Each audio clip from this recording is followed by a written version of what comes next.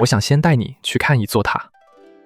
西元516年，北魏的首都洛阳城中立起了一座9层的木塔——永宁寺浮屠。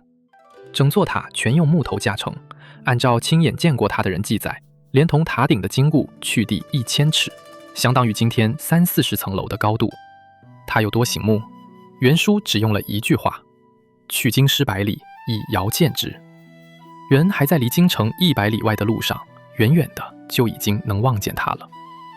晴天，日光打在塔顶的金盘上，满城都看得见那一点金光。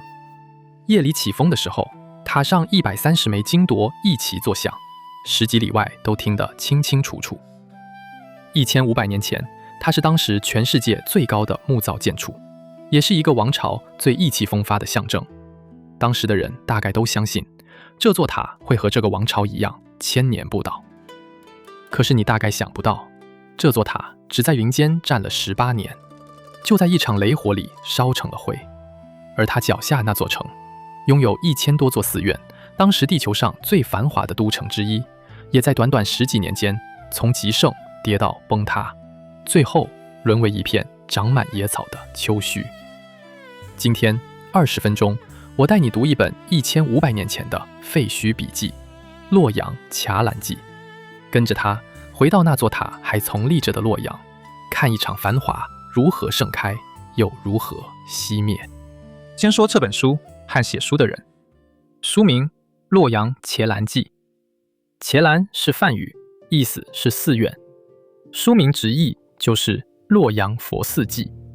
但你别被名字骗了，这不是一本讲佛理的书，而是一部用佛寺当坐标，追记一座都城从繁华到毁灭的历史笔记。它真正的主角不是佛寺，是洛阳这座城和活在城里的那个时代。作者杨炫之，北魏的官员，年轻时在洛阳任职，亲眼见过这座城最鼎盛的模样。后来天下大乱，朝廷迁都，洛阳被整座放弃。西元547年，也就是东魏武定5年，杨炫之因为公务路过洛阳，重新走进这座过别多年的故都。眼前的景象让他僵在原地，宫殿塌了，城床崩了，当年金碧辉煌的上千座寺院，烧的烧，塌的塌，全成了瓦砾堆，蒿草长得比人高。曾经住着几十万人的都城，如今安静的能听见自己的脚步声。城墙的缺口外只有几声鸦啼。他在废墟里走着，越走越心惊。再过几十年，还有谁会记得这里曾是全世界数1数2的大城？他在序里交代了写书的理由，8个字：恐后世无传，故撰私记。就怕后世再也无人知道这一切，所以提笔写下这部记。于是他凭着记忆，以一座座寺院为地邦，把当年的洛阳，一条街，一座塔，一场庙会，一个人物地，重新写了回来。我们接下来要逛的这座城，就是他用思念重建起来的洛阳。故事要从西元493年说起。那一年，北魏的孝文帝做了一个改写历史的决定，把首都从北方的平城，也就是今天的山西大同，迁到中原腹地的洛阳。北魏是鲜卑人建立的王朝，马背上得天下。孝文帝却一心倾慕中原的制度文章，迁都洛阳正是这场大转身最关键的一步。接下来的40年，洛阳被建成了一座超级都城，南北一条中轴御道从宣阳门直通宫城，城里画出200-300个里方，方方正正像棋盘。极盛时，城内城外几十万人，西域的商队、江南的使节、各国的僧人全往这里用。御道两侧官署僧列，槐柳成行，使节的车队沿着笔直的大道驶向巍峨的宫门。那是一个帝国刻意摆给天下看的气象。而这座城最特别的天际线是寺。北魏从太后、皇帝到王公贵族，个个崇佛，把设宅建寺当成最体面的事业。宅子捐出去，家财赊出去，寺院一座接一座的起。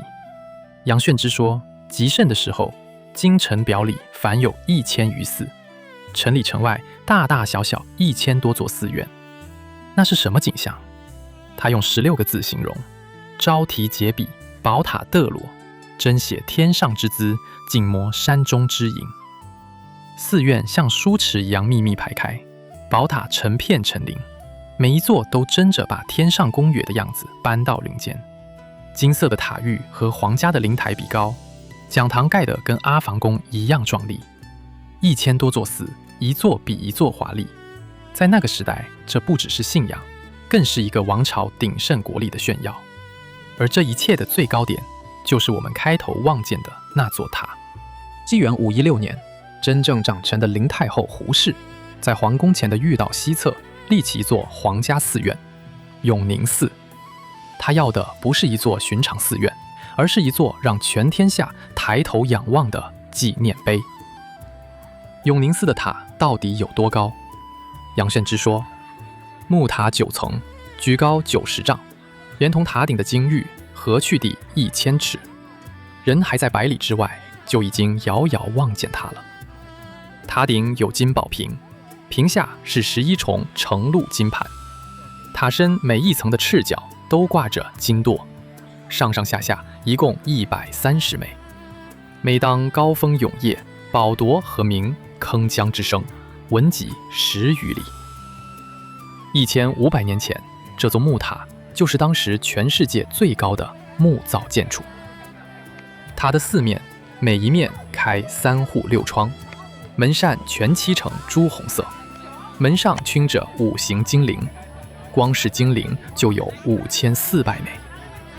杨炫之赞叹说，这座塔验土木之功，穷造形之巧，把土木的功夫、造型的巧思全都用到了极限。当时有一位从西域远来的老僧，名叫菩提达摩，很可能就是后来禅宗传说里的那位达摩祖师。他自称150岁，走遍各国，什么世面没见过。可他站在永宁寺塔下，看金盘在日光里闪耀，宝铎在风中作响，竟歌艳赞叹，说走遍天下，从未见过这样精丽的寺院。合掌唱了好几天。塔落成后，皇帝和太后曾登上塔顶。杨炫之说，从那上面往下看，是宫内如掌中，临京师若家庭。皇宫像摊在手掌心，整座京城像自家庭院。也正因为站得太高，看得太透，朝廷后来索性禁止常人登塔。站上1000尺塔顶，俯瞰一眼望不到边的大城，那一刻的北魏大概真的相信，这样的日子会千秋万代过下去。如果要挑洛阳最热闹的一天，必定是农历4月初8，佛诞日。这一天，全城寺院的佛像都被请出来，装上彩车，沿街巡游，叫做行相。名义上是宗教仪式，看在老百姓眼里，就是1年1度的全城嘉年华。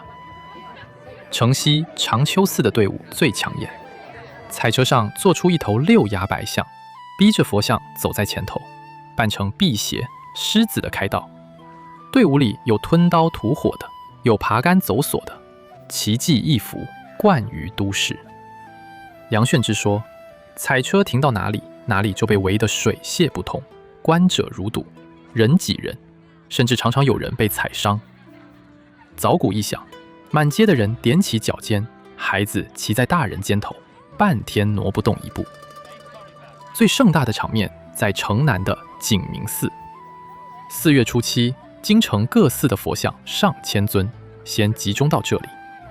初8一早，1000象齐发，依次进宣阳门，沿御道一路北上，到皇宫的昌河宫前，接受皇帝亲自散花。杨炫之写那个场面：金花映日，宝盖浮云，幡状入林，香烟四雾。金花在日光下闪袭，宝盖如云浮动，旗幡密得像树林，香烟浓得像雾。梵乐与法音聒动天地，百戏沿街一场接一场。上千尊佛像的金身，在春日的阳光下，连成一条金色的河，从城南一路流向皇宫。人群里有一位西域来的僧人看呆了，脱口说：“这里就是佛国啊！”你细看这幅画面，皇帝、贵族、僧人、百姓、异国的商旅，全城的人迹在同一条御道上看同一场巡游。一座城市的鼎盛，往往就盛在这种万人空巷的底气里。接着，我带你登高望一眼这座城的天际线，再下来逛逛它的市场。站上城里任何一处高台，往远处望，乌海之上浮着一片塔的森林，1层的、3层的、5层的、9层的佛塔，一座接一座，一直排进天边的5亿里。上千座寺院的香烟和几十万人家的炊烟混在一起。黄昏时分，钟声此起彼落，那是当时地球上独立无二的天际线。下了高台，往城南走，过了洛水上的甬桥，就到了洛阳的国塞区。朝廷在这里设了四夷馆、四夷里，安置四方来归的人。江南来的住金陵馆，草原来的住燕然馆，东方来的住扶桑馆，西域来的住燕姿馆。杨炫之说，从葱连以西一直到大秦，也就是从帕米尔高原一路到罗马，百国千城，没有不倾心归附的。西域的商胡贩客天天奔着洛阳而来，爱上中原风土就此安家的数都数不清，光是规划落户的就有1万多家。于是洛阳的市面上，天下难得之货咸稀在焉，全天下最难得的奇货，这里通通都有。波斯的驯马，西域的琉璃，南海的珍奇，应有尽有。城西的大市周回足足8里，做买卖的、做手艺的，从早到晚不散，连市井俗食都透着风俗。洛里衣房贵于牛羊，洛水的鲤鱼、伊水的房鱼比牛羊肉还金贵。世人庶民想吃鱼块，都到虹桥市上去买。1500年前的洛阳就是这样一座海纳百川的国际大都会。这座城的奢华在王公贵族的宅邸里被推到了顶点。城西有一大片皇族聚居的街区，叫社丘里，民间惯作王子坊。杨炫之说，当时四海燕青，府库充盈，王侯外戚们争修严宅，互相夸敬，比着盖园子，重门封室，洞户连房，家家有高台水榭，园园有花林曲池。逢上灾会的夜晚，大寺院里千灯万炭，沿着栏杆台阶一路点上塔身，半城都映在灯火里。比阔比到什么程度？说2个人就够了。高阳王元雍贵极人臣，富兼山海，宅子盖的和皇宫不相上下，家里铜布6000，歌妓500，出门仪仗塞满御道，回府丝竹通宵达旦，一顿饭要花掉数万钱。同朝的陈留侯感叹，高阳王吃一顿抵得上我吃1000天。河间王元琛更狂，他派使者远赴波斯求千里马，得了一匹，取名追风赤驹，马奖里用银子打石槽，金子做环耍。他大宴宗室，摆出水晶钵、玛瑙碗、琉璃酒器。杨炫之说，这些器物做工奇妙，中途所无。又领着诸王参观自家库房，景顿珠具堆得放不下。最后他说出了那句流传千古的狂言：不恨我不见石崇，恨石崇不见我。我不遗憾没见过西晋首富石崇，我只替石崇遗憾，他没福气见到我。国库也一样满。杨炫之记载，当时国家殷富，库藏盈溢，钱尘多到没处放，露天堆在廊庑之下。太后索性让百官进库房，凭力气自取。有人贪心扛得太多，当场摔伤了脚踝，成了全城的笑柄。升到这个地步，连当时的人都觉得有些不真实了。而历史的剧本往往就在最满的时候翻页，崩塌来得比所有人想象的都快，而且是从这座城的心脏开始烂起的。西元528年，临朝听政的胡太后毒死了自己的亲生儿子，19岁的孝明帝。镇守北方的军报尔朱荣以替皇帝讨公道为名，挥军南下，直扑洛阳。他把胡太后和新立的小皇帝沉入黄河，又把出城迎驾的王公百官集中到河阴，纵兵屠杀。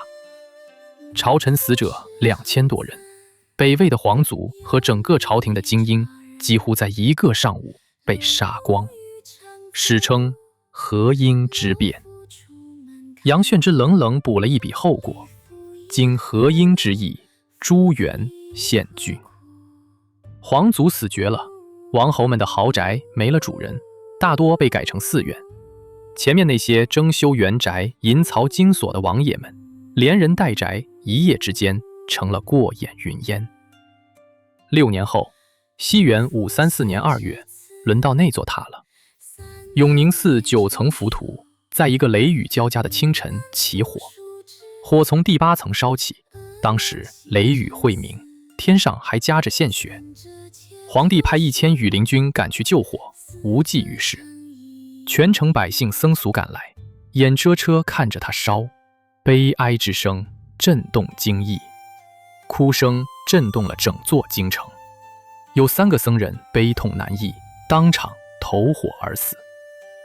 这场火整整烧了3个月才熄，火苗顺着塔柱烧进地底，1年之后，地下还冒着烟。几个月后，有人从东海边来，说在海上望见了那座塔，光明照耀，荡然如星。接着大雾涌起，塔就不见了。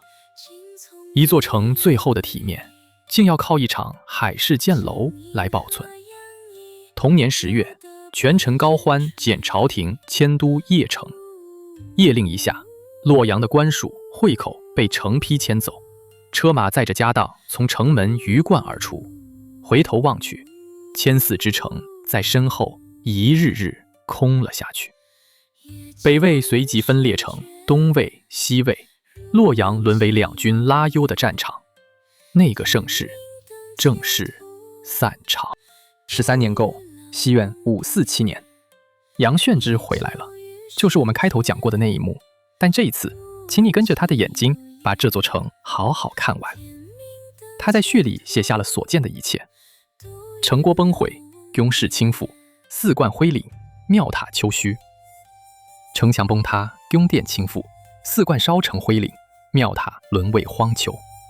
墙头爬满蒿艾，巷子里长满荆棘，野兽在荒废的台阶上作摸，山埚在宫院的树上筑巢。放牛的孩子在当年车马田堰的大道上游漏，种田的农夫在皇宫的霜月之间种上了庄稼。极盛时1000多座寺院的城，如今城里城外钟声几乎绝响。他想起2个古老的典故：商朝王后移民路过殷墟，看见故宫之地麦子抽穗，做了一首麦秀之歌。周时东迁，大夫路过故都，看见宗庙之地长满黍稷，写下黍离之诗。杨炫之站在洛阳的荒草里写道：麦秀之感非睹殷墟，黍离之悲信哉周氏。麦秀那样的感伤原来不只属于殷墟，黍离那样的悲哀到今天我终于信了。20年前他或许就站在同一个位置，看千尊佛像进宣阳门，看金花映日，香烟四雾。同一条御道，当年万人空巷，如今只剩风声吹过野草。他一路走，一路在心里默数那些寺的名字：永宁寺、景明寺、长秋寺、瑶光寺。每数一个名字，脚下就多一处废墟。于是有了这本书。不为弘法，不为功名，只因为不甘心，这样一座城不该无声无息地从营间被抹掉。为上书，洛阳的故事留给我们2层感触。第一层是快，从孝文帝迁都到城毁人散，这场繁华前后不过40年。永宁寺的塔从立起到烧尽只有18年。住在城里的人，谁能想到自己眼中的极盛竟是倒数计时？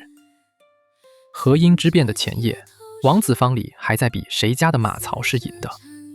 大火的前1年，佛诞的巡游多半照常走过御道。繁华崩塌之前，往往连一声招呼都不打。我们总以为由盛转衰是个缓慢的过程，洛阳告诉你，不，它可以快得像一场雷火，从第8层烧起，3个月烧完100年的气象。第2层更深，洛阳城里1000多座寺院，供奉的本是一套教人参透无常的信仰。可最后替无常二字做出最彻底注解的，竟是这座城本身。千尺的浮屠，万家的香火，银槽金锁的豪奢，没有一样留了下来。杨炫之高明的地方在于，他不说教，他只把繁华写足，再把废墟写足，两相对照，让你自己心惊。这也是《洛阳伽蓝记》与后来的《东京梦华录》武林旧事一脉相承的地方。中国人写繁华最动人的，从来不是繁华本身，而是落笔的人已经知道结局。我们读到的每一页热闹，都隔着一层废墟上的回望。读懂了这层悲凉，再看眼前的寻常日子，能平平安安过完的每一天，从来都不是理所当然。好，20分钟到了。今天我们跟着杨炫之的《洛阳伽蓝记》，回到1500年前的北魏洛阳。我们仰望过去的千尺百里可见的永宁寺浮屠，听过高峰永夜里130枚金铎的和鸣，挤进过佛诞日金花映日的巡游人海，逛过天下奇货云集的永桥大市，见识过王子坊里银槽金锁的豪奢，然后看着河阴之变的屠刀落下，看着9层浮屠烧了3个月，看着整座城被迁空崩毁，只剩荒草里的一声叹息。从金铎和鸣到押题荒草，中间隔着的不过短短10几年。一座城40年，从佛国天际线到丘墟野草，杨炫之用一本书替他收了魂。1500年后，我们才能隔着文字看见那场短暂而极致的繁华。如果这趟洛阳之行让你有所触动，记得订阅这个频道。我每周用20分钟带你读完一本值得读一辈子的经典。下一集我们要打开一部更大的书，司马光的《资治通鉴》，1300多年的兴衰成败，一面写给每个人的镜子。最后留言区告诉我，如果能回到北魏洛阳待上一天，你最想看哪一幕？是登上永宁寺的塔顶俯瞰全城，是挤进4月初8行巷的人海，还是去永桥市场尝一口贵于牛羊的洛里衣坊？我们下集见。